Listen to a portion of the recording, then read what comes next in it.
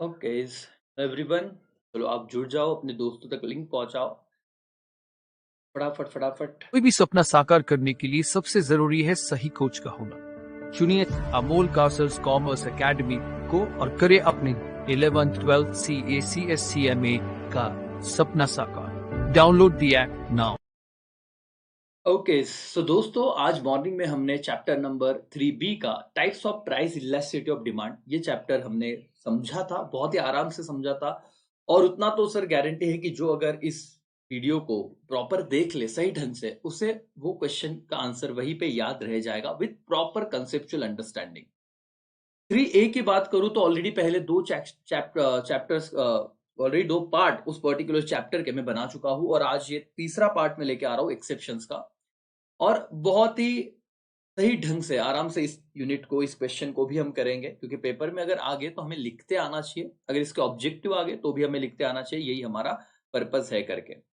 तो ऐसे छोटे छोटे लाइव सेशंस के साथ मैं आपके साथ जुड़ते रहूंगा जैसे जैसे वक्त मिले। प्लीज आप अपने दोस्तों तक ये लिंक शेयर कर दीजिए, जितना भी आई नो कि सबसे ज्यादा असर आपकी हवा है, आपकी पहचान है। तो जितने भी आपके दोस्तों तक हो सके भाई चलो जुड़ जाइए, और ये वाला क्वेश्चन हम लोग कंप्लीट कर देंगे। Exceptions to the law of demand. Yes sir, ठीक है, यस और नो। और बहुत ही आराम से करेंगे, कोई दिक्कत नहीं है सर। हमने अकाउंट्स आप कर रहे होगे है ना, थोड़ा ब्रेक ले लीजिए अकाउंट से। इकोनॉमिक्स आप जब अगर बाद में लेक्चर देख रहे तो आराम से आप इसे समझिए करके, और 1.5 1.25 की स्पीड पे आफ्टर लाइव सेशन आप आराम से देख सकते हो, नहीं तो लाइव के साथ ही कंप्लीट कर लो। छोटा सा सेशन रहेगा सर, जिसमें सिर्फ इंपॉर्टेंट क्वेश्चन है में exceptions to the law of demand. Assumptions हमने कर लिए, दूसरा पार्ट ऑलरेडी आ चुका है सर। एक्सेप्शंस सबको जुड़ने दो फटाफट, और 10 सेकंड के अंदर मैं शुरू कर दूंगा। कितने बच्चे जुड़े देखते हैं। Okay okay okay okay okay,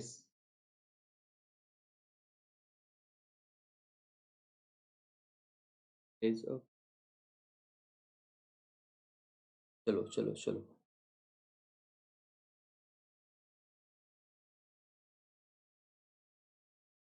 मेरे हिसाब से रेंज तो प्रॉपर है। ओके,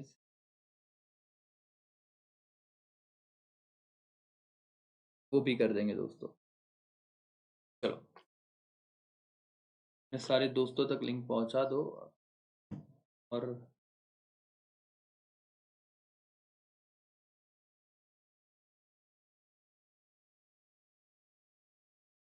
चलो दोस्तों, हम शुरू करते हैं exceptions to the law of demand. अब शांति से देखिए, इसका मेमोरी टेक्निक है हाई जीपीएस।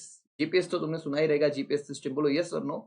हाई जीपीएस हम कहेंगे, और हम लोग इसका सारे से सारे एक्सेप्शंस को लर्न कर लेंगे विद प्रॉपर अंडरस्टैंडिंग। यस और नो। चलो सर, पहला पॉइंट गिफन पैराडॉक्स समझते हैं कि क्या है। पूरा ही आपके पास आपका टेक्स्ट बुक है, अब समझो मैं क्या कहना चाह रहा हूं। सर इंफीरियर गुड्स और लो क्वालिटी गुड्स, तो यही पे उन्होंने उसका आंसर दे दिया। सर इंफीरियर मतलब क्या? एक होता है सुपीरियर, सुपीरियर का मतलब बहुत ही अच्छे क्वालिटी के गुड्स।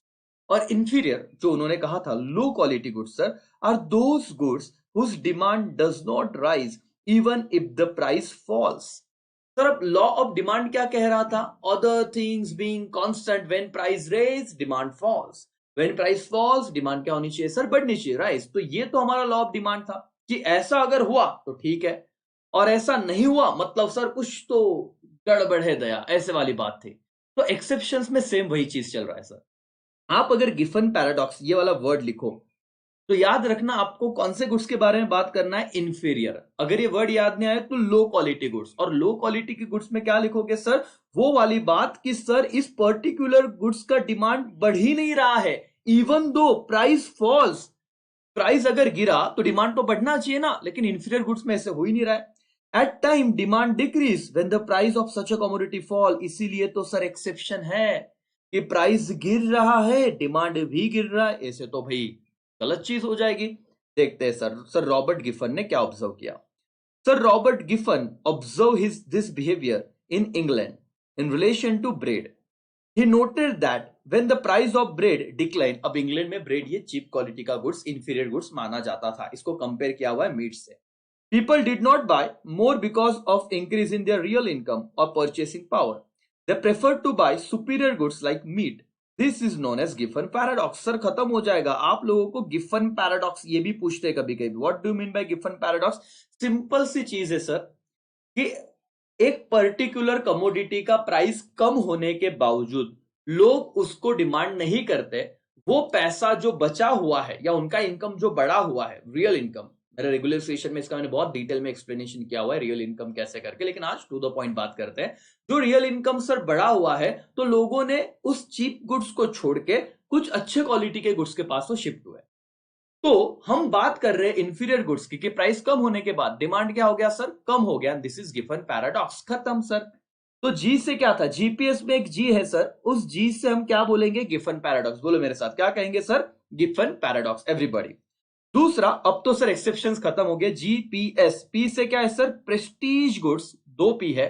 प्रेस्टीज गुड्स में हम देखेंगे expensive goods like diamond, gold etcetera are status symbol.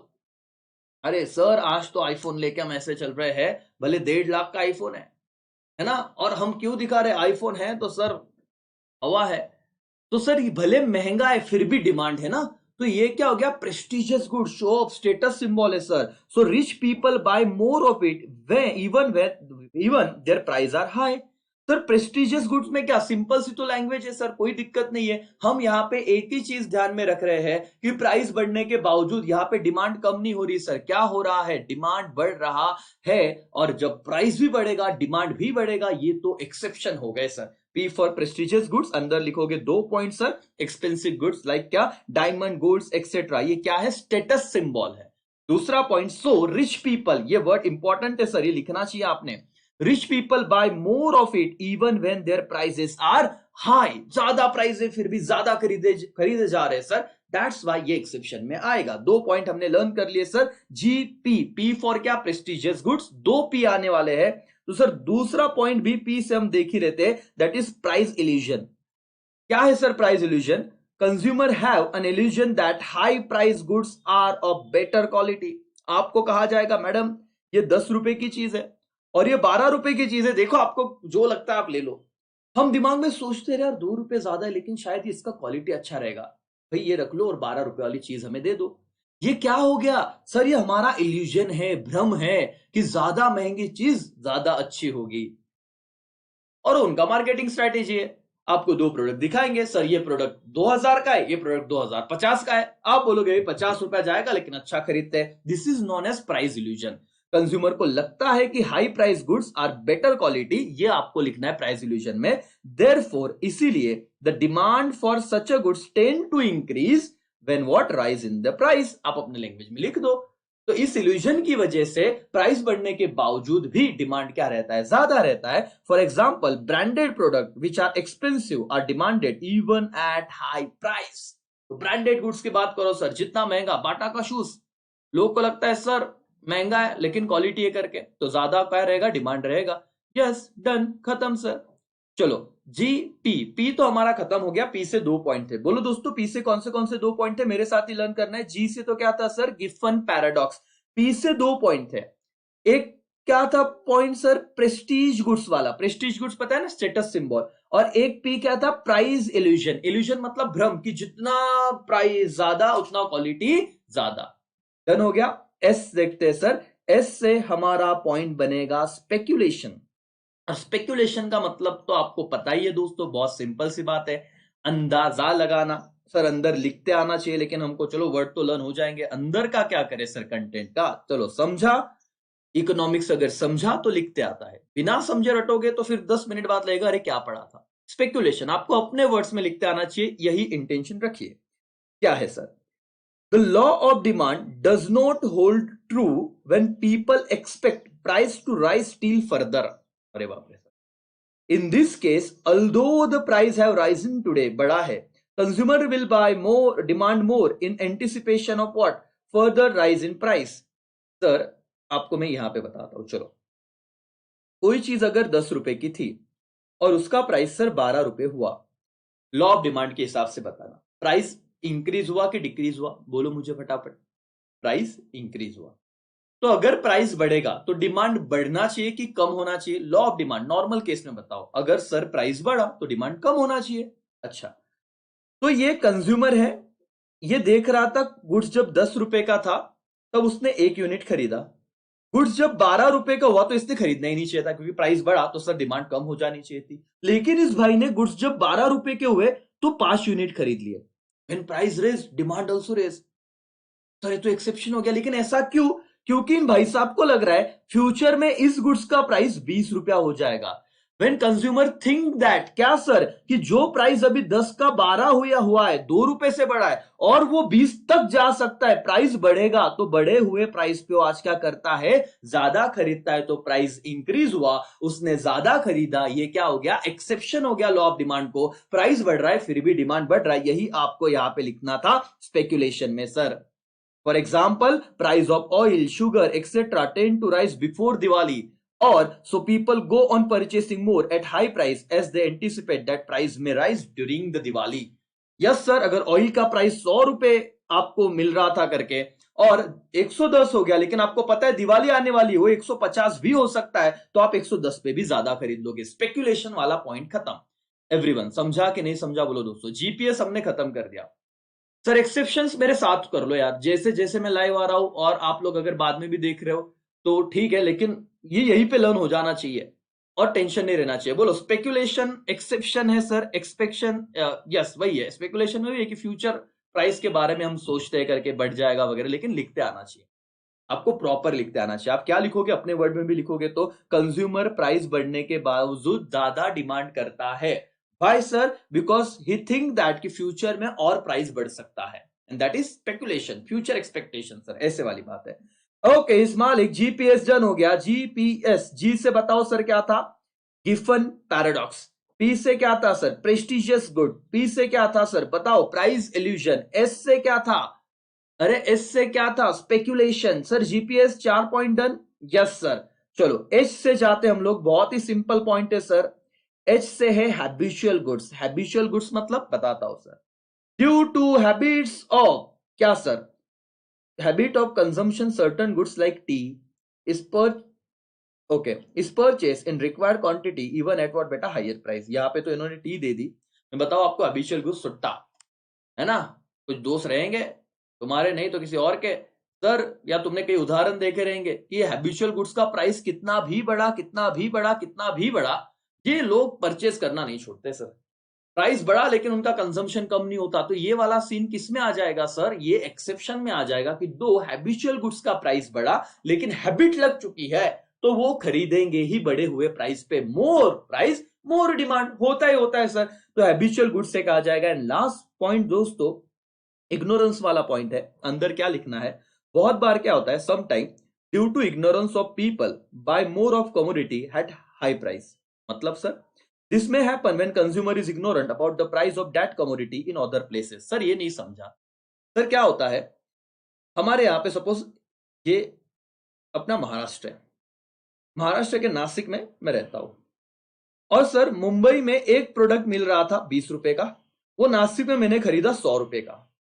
मैंने ज्यादा प्राइस पे खरीदा कि नहीं खरीदा? हाँ, ये पॉइंट बहुत लॉजिक, मतलब वैसे देखा जाए तो सर क्या ही रिलेवेंस है, लेकिन दिया है टेक्स्ट बुक में। ये मैंने ज्यादा प्राइस पे ज्यादा खरीदा, क्यों? जस्ट बिकॉज मैं इग्नोरेंट, मेरे को पता ही नहीं था कि ये प्राइस कहीं और जगह पे सस्ते में मिल रही है। दैट इज द इग्नोरेंस वाला पॉइंट, कि कंज्यूमर कोई प्रोडक्ट हाई प्राइस पे खरीद लेता है, वही प्रोडक्ट और मार्केट में बहुत कम प्राइस में मिलती है, बट कंज्यूमर ने क्यों नहीं खरीदा फिर कम प्राइस पे? Just because ignorant about that particular price, just particular system, उसको पता ही नहीं था कि ऐसे हो रहा है। तो इग्नोरेंट वाला पॉइंट खत्म हो गया sir. Sometime due to ignorance of people buy more of commodity at high price, मुझे पता ही नहीं था, मैंने 50 रुपए के हिसाब से ज्यादा गुड्स खरीद लिए। This may happen when consumer is ignorant about the prices of that commodity in other places, क्योंकि ये हो सकता है, दिस में हैपन, क्योंकि कंज्यूमर को पता ही नहीं था दूसरी जगह पे प्राइसेस क्या चल रही सर, कम चल रही है करके। खत्म हो गया सर, डन। यस, सामंतवाड़ी से कुछ बच्चे जुड़े हैं। यस दोस्तों, आई नो कि आप अभी पर्टिकुलर मेरे लाइव का कोई ऐसे मैं टाइम नहीं देता, और मैं कैसे अचानक से सर आ जाता हूं करके, चलो नोटिफिकेशन आ जाएगा सर लाइव आ गए करके, बट ठीक है, आप बाद में देखो। इंटेंशन यही है कि जितने बच्चे हैं वो देख लेंगे, जितने बच्चे बाद में देख पाए वो बाद में देख लेंगे। सर मुझे बताओ क्या इस चैप्टर का एक्सेप्शन वाला विषय खत्म हो गया क्या? कितने पॉइंट थे एक्सेप्शन के बताओ सर? हमारा मेमोरी टेक्निक है क्या सर? हाई, जी, पी 2 है और एस। एस से क्या था सर? Habitual goods. बोलो मेरे साथ, आई से क्या था, इग्नोरेंस। जी से क्या था सर, बोलो, गिफन पैराडॉक्स। ओके, उसके बाद पी दो थे, एक पी से क्या था, प्रेस्टिजियस गुड्स, एक पी से क्या था, प्राइस इल्यूजन, और एस से क्या था सर, बताओ, फटाफट बताओ कि एस से क्या था। एवरीवन चलो आप बताओ, एस से क्या था। कमॉन कमॉन कमॉन, टाइप करो फटाफट।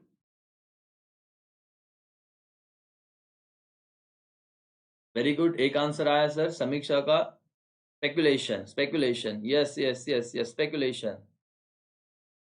नीरव स्पेकुलेशन, अनीशता का स्पेकुलेशन, राइट सर, बराबर। स्पेकुलेशन मतलब क्या सर, फ्यूचर एक्सपेक्टेशन, डन हो गया, खत्म।